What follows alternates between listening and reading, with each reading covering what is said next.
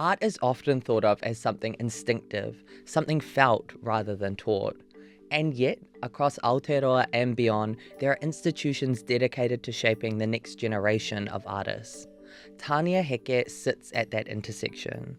She's the tumuaki and director of Toi Whakaari, the New Zealand Drama School, and an accomplished actor, producer, and director in her own right. Today, on Articulate, we explore what it means to teach art, how you nurture creative voices without limiting them, what training really looks like in an artistic context, and whether artistry can ever truly be taught at all.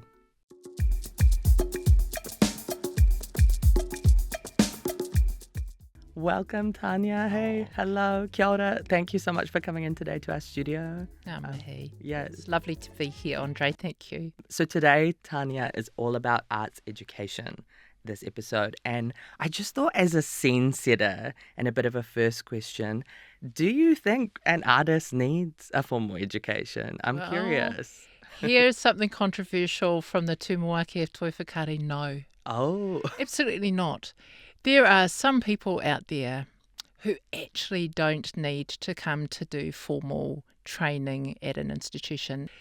For someone like me, though, I needed the discipline, I think, really, to come into a place where I would be able to concentrate on that particular mahi.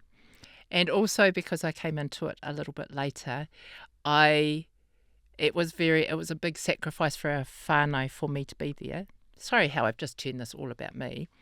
But also I used it as the opportunity to network. So I often say this to students, while we are part of the training institution, what we are really is growing our whānau. And the people that I've trained with have been part of my extended whānau for over 30 years. And that's what I'm really grateful for. It's interesting, isn't it? Because I think when I think of the arts and how they often resist structure, Tanea, I'm wondering, how actually then do you teach that? For those that come to Toi Whakaari, or those that come to find some formal structure around their artwork, is to provide them with tools and experiences to add to their kete of knowledge. So perhaps it's like adding the side saddle and everything or some reins. I'd hesitate to ever use the metaphor of the bit in the teeth.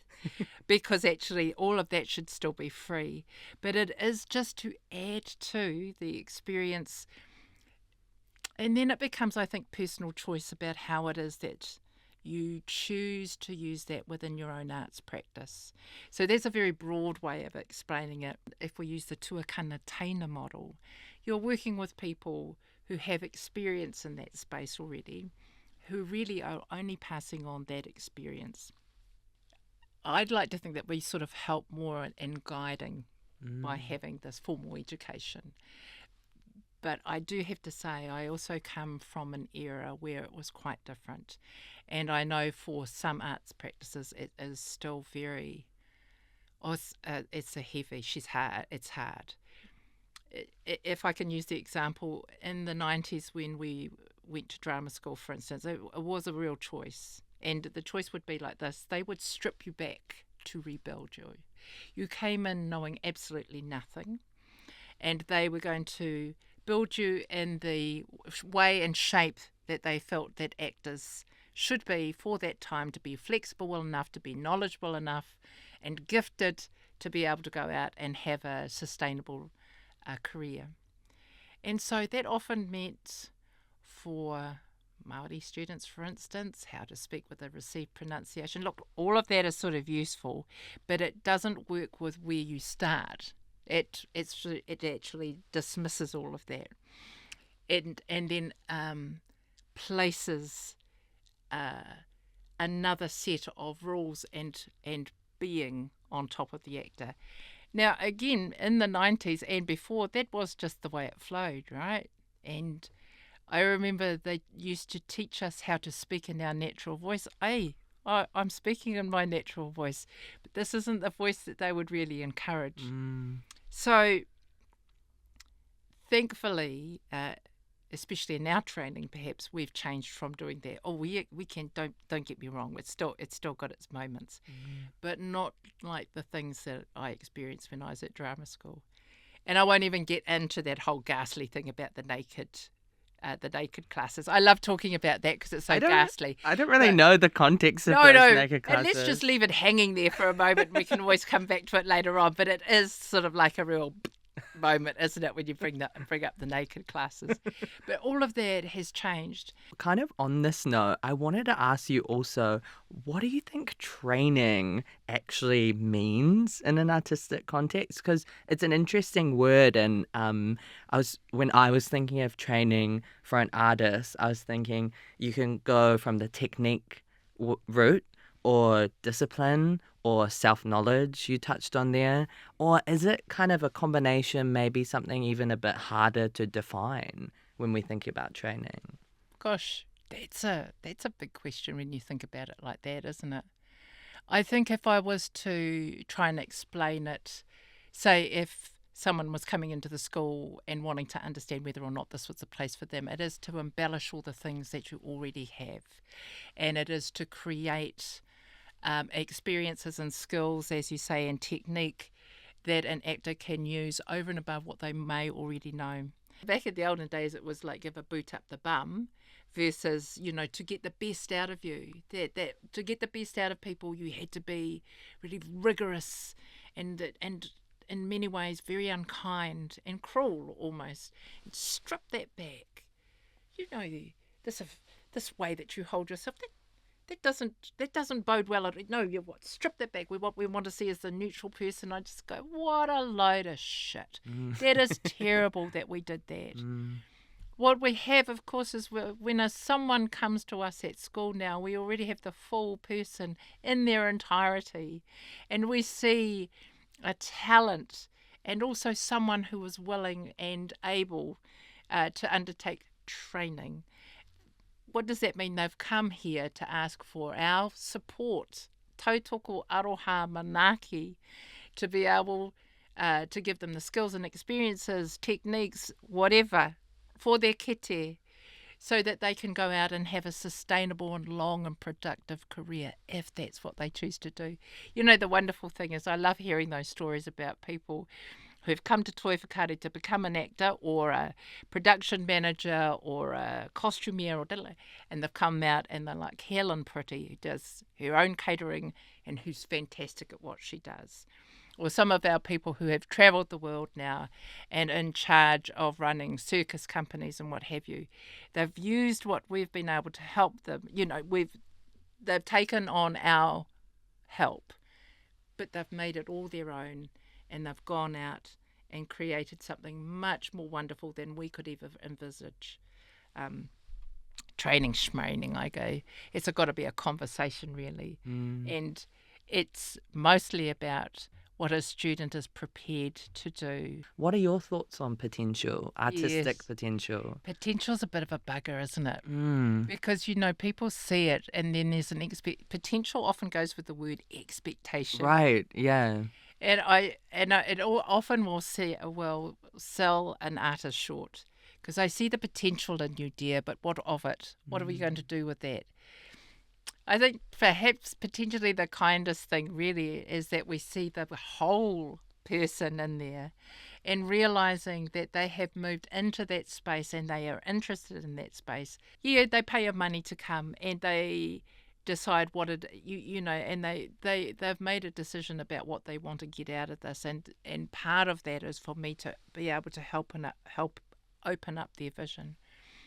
But essentially it is to encourage them to move along that particular pathway, meeting their potential. I don't think I've ever met my potential yet. I still wait for that wonderful day when that's going to happen. And so if you've chosen to come to a formal training place, let it be the place that entices that from you and that you feel comfortable enough to be able to do that. In the olden days, they used to scare it out of you, but nowadays they're not going to work for anyone. It didn't really work for some of our people. Some of my whānau, my classmates, and I graduated back in the 90s, right? They have not set foot back in that school, even though we weren't even at that place. We weren't at Te Whaia when we graduated.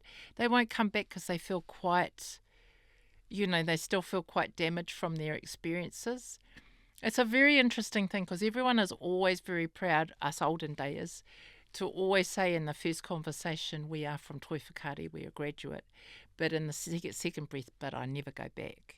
And I go, these ones probably less proud to go. It's not like that. The young ones now, they don't open that. That's not their opening volley. Yeah. But what I go is that's not the important thing. The important thing is that they feel the same support of having whānau around them, that those people they will travel with forever, and that, interestingly, that there is something about them that you go, oh yeah, I recognise something about either the confidence, I'll use the word poise, which is not a word I use, but there's something about the ahua, their appearance, something that is generated from them, and they go, oh yeah, Vichy, they're one of ours.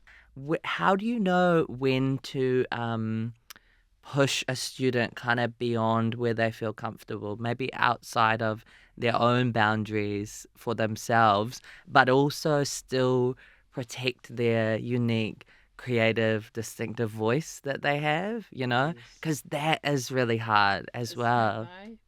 And that whole tough love. Is it tough love? Yes. Is it tough love or is it just being mean?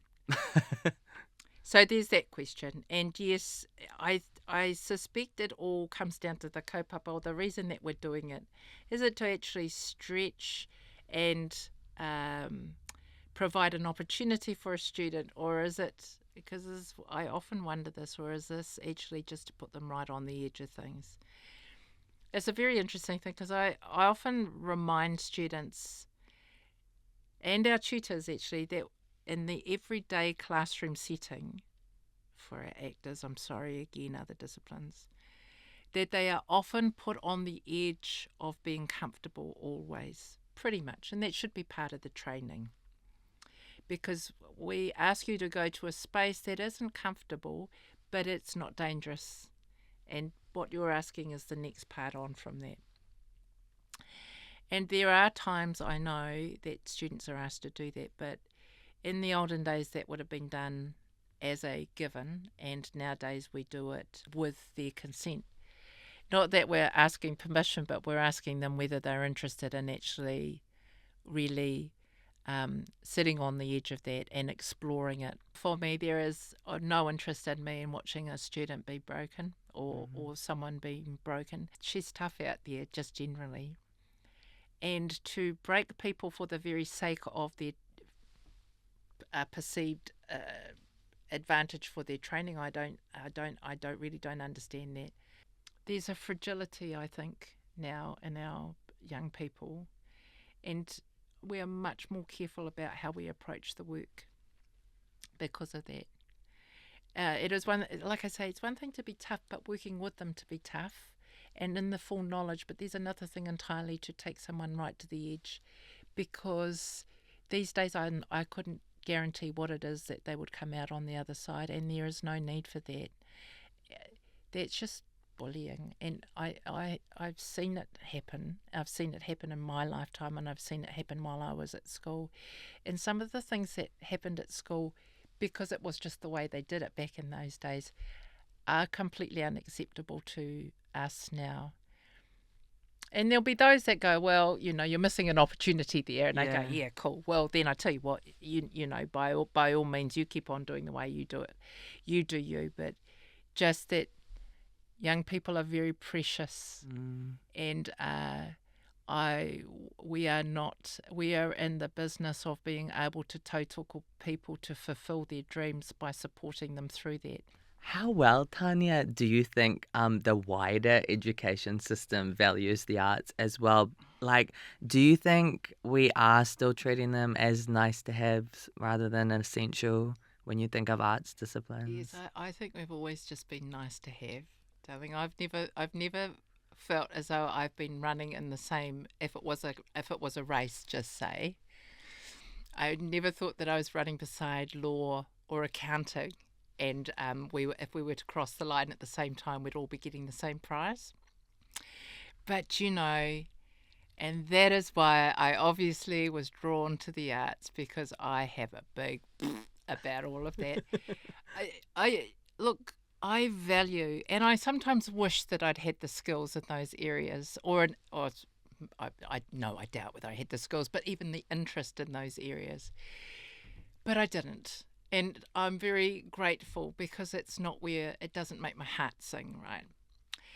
So in terms of subsequent governments and the way that they've treated the arts, and let alone art education. So art education can only ever sit around the same place that they value the arts. And with the arts being right up there with, gosh, I just can't think who our neighbours must be. If I look around in that particular race, I'm not quite sure who they would be. Potentially, and this is quite controversial, it would be something like nursing.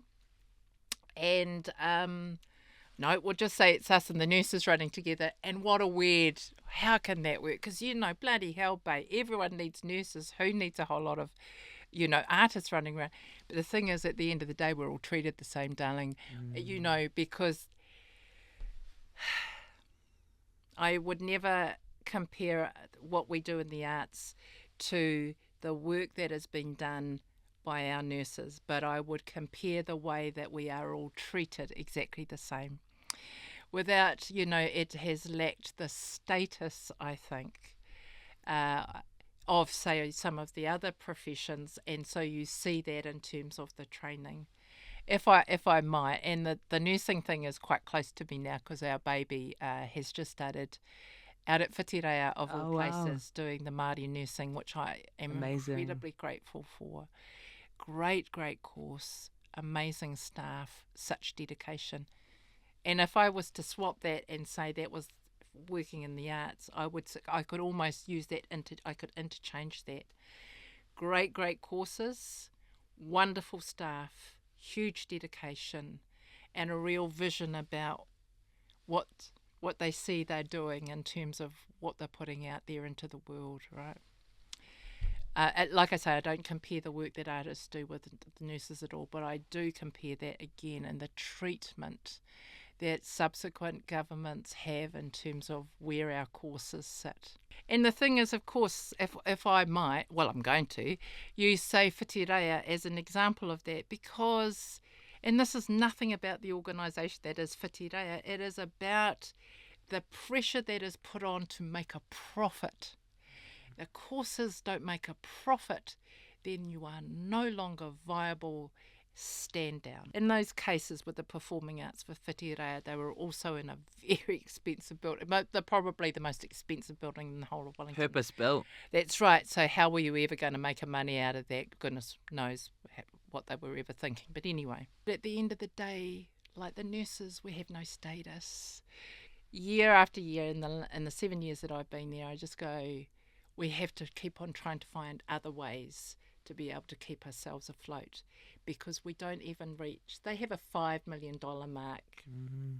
So then you get your own client person down at TEC who's the one handing out the money. Because we're nowhere near that.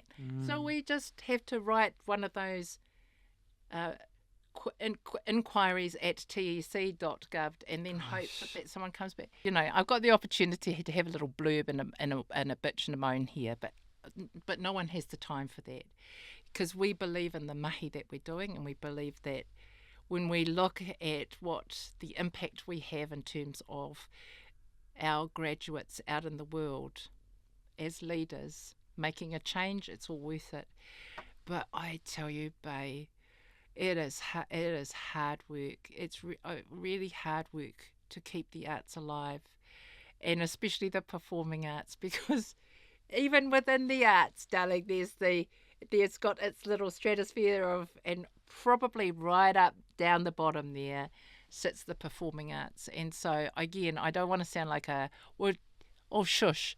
I just want to just sort of say sometimes it gets a wee bit tough, because no one's giving up here. If anything, we're trying to work out how to grow And so by being able to bring whitireia in, it's not really about world domination, although I always joke about that. It's about being able to go, we have a platform, it's big enough to include you as well, because I'll be buggered if anyone's going to take any arts education and performing arts education on my watch. So, of course, they will be included and they will keep on walking with us for as long as we possibly can. But in terms of our future as a kura, we always have to be thinking dynamically about how we keep ourselves alive, which, hopefully the government's sort of grateful for. But in that world, I guess, Tanya, of like changing funding priorities and funding pressure as well, why does arts education matter to you? Still, still well, today and tomorrow. at the end of the day, our people in the arts are the conscience of this world. They reflect for everybody what is happening in time and space. They are the ones not just to cheer you up, but to remind everybody what you're going through as you're going through it. The arts make such an impact on the way people live and feel about themselves and see themselves and the relevancy of what people are doing.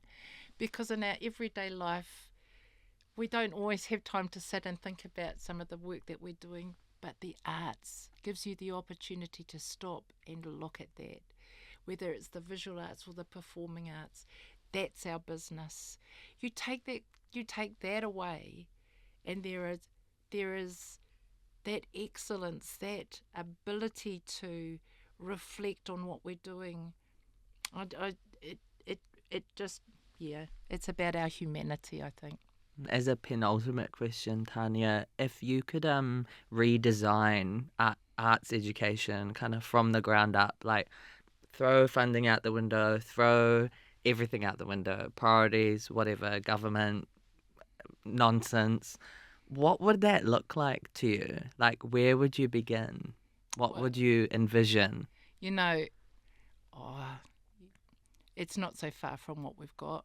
Because, if you ask anyone in the arts, and even though we're arts education, we are used to doing a lot with very little. And we're also used to having to innovate in spite of what is going on around us. So, as a for instance, we're proudly decolonising when that is not a word that you use, especially with this government, but just generally now. All the government departments are clamping down that don't do this, they don't do that, but not us. So actually, we don't need to throw it all out and start again, mate, because, that is just a dream. We don't have time for that. We have to work with what we've got, and we change that. And nothing is impossible. Everything is possible here. So we work with for us personally, we work with a structure that is over 50 years old, and we are changing that. We're taking each brick out individually, and we are changing it up. And we will make it the world that it needs to be to ensure that our students are equipped for the future with everything they need. Madness, absolute madness, but that's the way to do it, because I don't get perfect. I think just lastly, Tanya, you've brought an object in from your creative life to share with us today. I've cheated. Oh. I've brought 2 objects in, and I can tell you they'll be snitty with the word object. No, I brought 2 taonga, if that's all right. Please tell us what it is and the stories behind them. These 2 taonga are 2 of the, these are like my po. These 2 wahine Who do we have here, Tanya? Well, this is Whaia Nancy Brunning, who's passed, and this is Whaia Kirika, both of whom are passed and have had a huge influence on me as an artist, but also as a person. When I was at Teachers College way back in the real olden days, Auntie Kirika took me under her wing. There were quite a few of us tauira students under her wing. She had an enormous wing. And then because of this one, I actually got to meet this one, Nancy, which is Nancy, and we became very friendly. They say never meet your heroes because you'll sometimes be disappointed. I was never disappointed. I was always challenged challenged by both these women to be the better version of who I could be. And, you know, when you talk about potential before in our interview, I kept on thinking these women personified what it was to be always standing at the finish line, screaming at you to get there, and to just do your very best. Yeah, I was telling a story about this one in particular, about via Nancy earlier today. You know, I have okay work practices, but she was like next level work practices. And so I remember when she did the movie Mahana, she never said a word to anybody. She wrote a letter from her character to her husband. She typed it out. She found an old typewriter of the day, you know, because it was sort of a set in the olden days. And she sent it to herself. Wow. And I have this sitting that in front of this photo, with these photos with a whole lot of others of my heroes sit in my office. The reason they sit in my office is because sometimes if I ever get tired or I feel like, oh, we've done enough, these two in particular, but there's a whole bloody cupboard of them, or whole shelf of them screaming at me going, hey, get up and keep on going. And these two are at the front of that. They were both taken far too soon, but I am indebted to them because the reason that I'm here today and the reason that we are changing some of the way our work practices is because of these two fire. So these were my two precious objects / taonga that I brought in to share today. Beautiful. Thank Cool. you so much, My Tanea, for pleasure. coming in. Oh, It's my been so pleasure. lovely. Awesome. Kia ora. Thank you.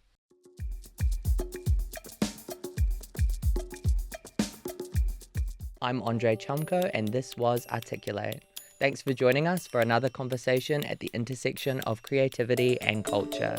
For our episode archive, visit thepost.co.nz/articulate. I'll see you next time.